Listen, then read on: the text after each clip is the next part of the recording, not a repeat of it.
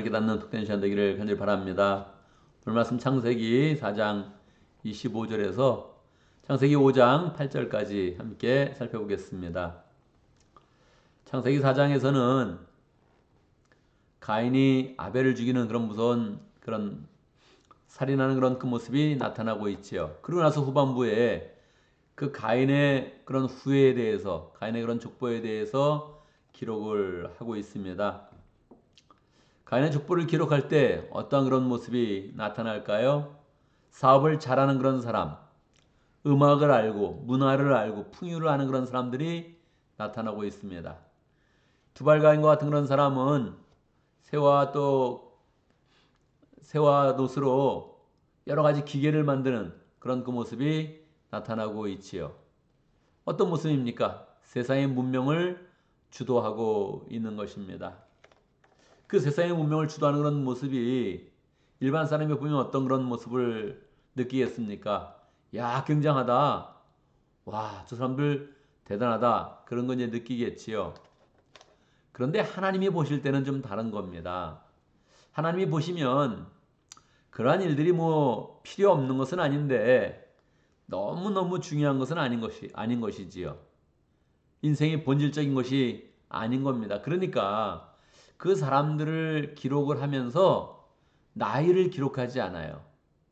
언제 태어났는지, 얼마를 살았는지, 뭐 그런 거를 기록하지 않아요. 그냥 그런 사람이 있었다 하면서 정리하는 거예요. 정리하면서 그냥 이건 나의 관심사가 아니다. 이들은 세상에 있다가 그냥 풀과 같이 쓰러지는 존재들이다. 그래서 그냥 정리해서 넘어가는 거예요. 우리 이걸 정확히 알아야 됩니다. 문명을 만들고 문화를 만들고 막 세상에서 이렇게 뭘 주도하는 그런 사람들 그냥 살았다가 그냥 사라지는 거예요. 하나님은 이런 사람들을 보여주고 나서 급하게 마음 먹고 한 그런 사람들을 이야기하고 있습니다. 어떤 사람을 이야기합니까? 이 15절에 보면 아담이 이제 아내를 통하여서 가인과 아벨을 낳는데 가인이 아벨을 죽이고 나니까 다시 셋을 주셨다 하는 그런 그 내용을 기록을 하고 있지요.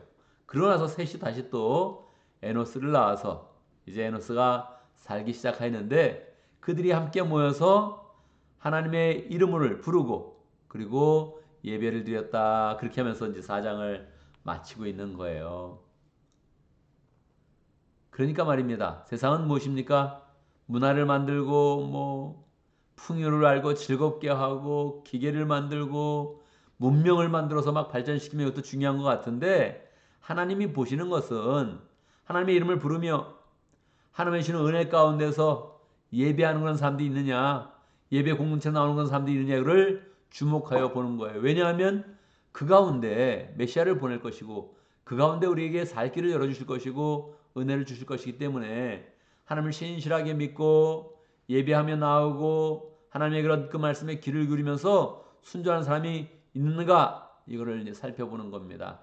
그래서 4장을 마치면서 5장에 보면 다시 에노스를 급하게 보여주고 나서 다시 에노스까지 오늘 말씀은 에노스까지 쭉 이어가면서 하나님의 그런 사람들이 어떻게 태어나는지를 보여주고 있는 겁니다. 그때는 나이를 기록하는 거예요.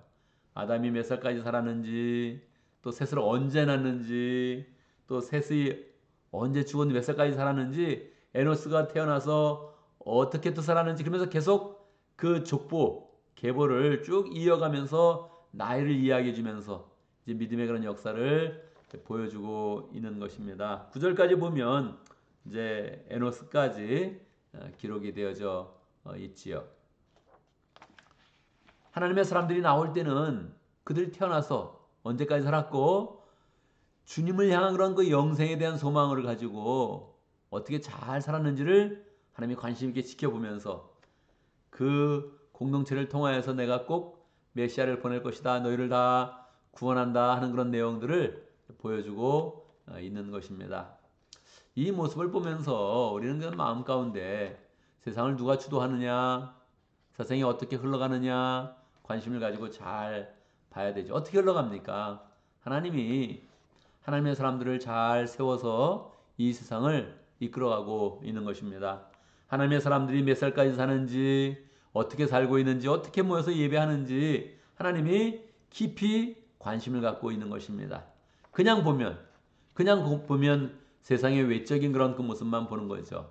야, 이번에 뭐 대통령이 누가 되느냐, 정치는 누가 하느냐, 야, 요즘에 뭐 또 누가 인기가 있느냐, 뭐 연예계에서 누가 스타냐 하면서 그렇게 이제 흘러가는 거예요. 그런데 하나님은 그런 사람이 있었다 하면서 그냥 샥 흘려보냅니다.